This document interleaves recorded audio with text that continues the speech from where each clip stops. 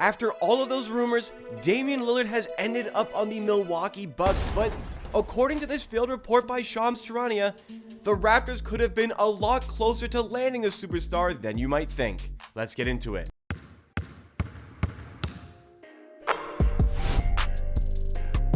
What's going on, everybody? This is Amateur Hour Sports, where it is all Toronto Raptors all the time. If you like what you see from today's video, want more Raptors content just like it, then make sure you're subscribed to the channel. Help me on my road to 16,000 subs, and drop a like if you find yourself enjoying this video along the way and pump us up in that YouTube algorithm. But the Damian Lillard saga has come to an end after really months of nothing, months of no discussions whatsoever. Portland finally said to the Miami Heat, like, this is just not going to work, and they cut ties with the Heat, and the Heat essentially dared the Blazers to go find a better deal somewhere else. So what did Portland do?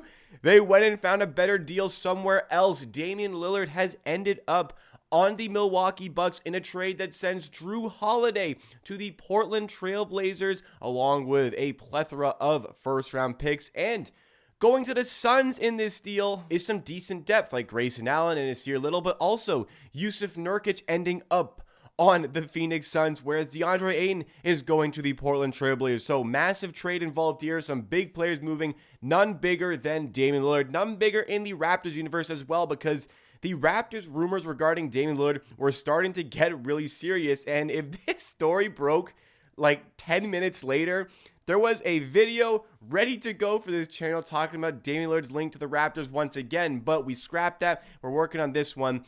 The Raptors, they were making a push. They were trying to make this happen, but ultimately, Milwaukee came out of nowhere. What the Raptors had that they could provide to the Portland Trail Blazers that perhaps another team could not, like the Miami Heat, was a great player of great value. That player likely being, in this instance, OG Anunoby. The Miami Heat only could really offer Tyler Hero as the centerpiece, and Portland were just not interested in that whatsoever. But we did not see the Milwaukee Bucks coming out of nowhere like this, breaking up that championship trio of Brook Lopez, Giannis Antetokounmpo, and Jrue Holiday by sending Holiday to the Portland Trail Blazers. Now, this is a guard. They don't need a guard, but it seems as though Portland are going to work very hard to move Jrue Holiday to another team. I think there's going to be a lot of suitors looking for an elite point of attack defender coming off of an all-star season, coming off a season where he also could have made an NBA all-star team. But we're not as concerned about the fit for Phoenix. I think they got a lot better. We're not concerned about the Bucks. I think they got a lot better too.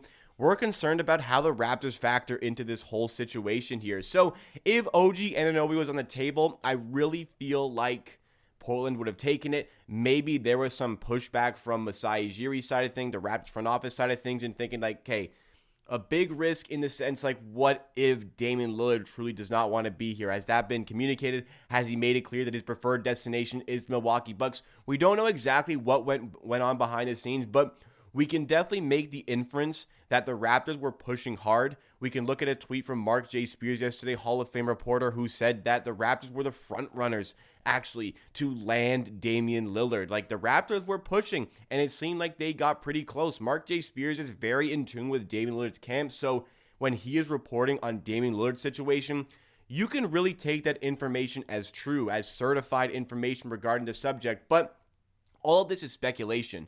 But what about this failed report from Shams Charania that maybe reveals a lot more than we were supposed to know? Right when this whole story broke, Adrian Wojnarowski was the first person to report on it. Next, I saw from Underdog NBA that this came out. But then a report from Shams Charania that was quickly deleted, which indicated that the Raptors were involved in a 3-team trade where it was directly indicated that the Raptors were the team that was receiving Damian Lillard. And this sent Raptors fans into an absolute frenzy. Who do we believe? Are we believing Woj? Are we believing Shams? But quickly, Shams deleted it, and quickly he reversed the report and said that it was Damian Lillard going to the Milwaukee Bucks. But this information here, Shams likely has these sort of things queued up. I think that Woj and Shams have these stories queued up and are waiting for like the final confirmation somewhere to press send on the tweet.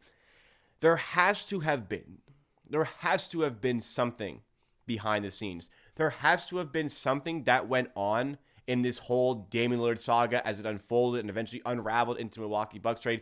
There had to have been something that compelled Shams Charania enough to queue up a tweet like this. I feel like they have a bunch of different tweets ready to go, but there has to have been something and a reason why the Raptors were queued up as a possibility of a report and as the confirmation that Damian Lillard, the superstar point guard, did end up with the Toronto Raptors. This doesn't just happen.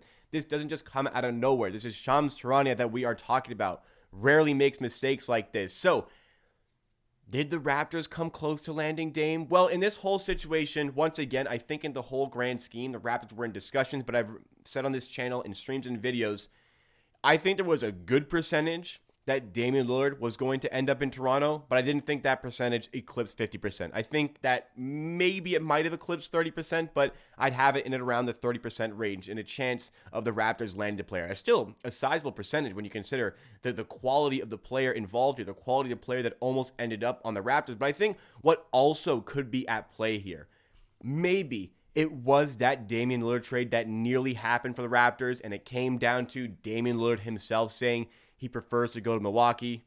As a Raptors fan, okay, understandable. Wanted to go to Milwaukee, a much better destination. That vaults Milwaukee easily to the best team on paper heading into the season in the Eastern Conference. But the Raptors must have been close.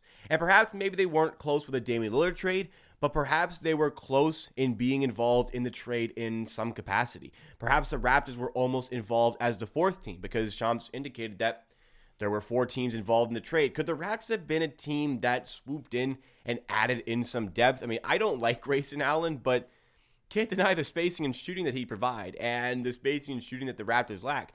Could it have been one of those depth pieces that was sent to Phoenix, like Nasir Little, Keon Johnson, Grayson Allen?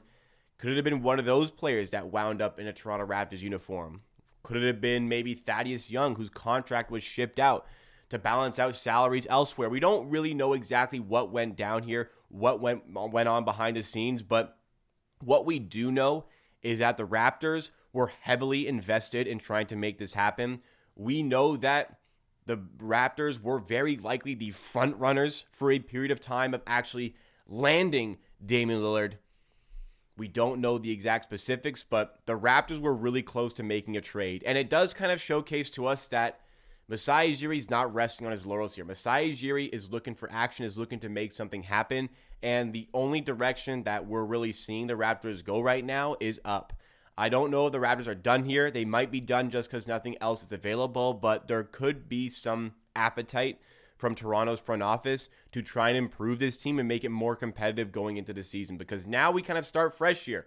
It was an exciting time because I felt like this team is going into a season where it's a little bit directionless once again.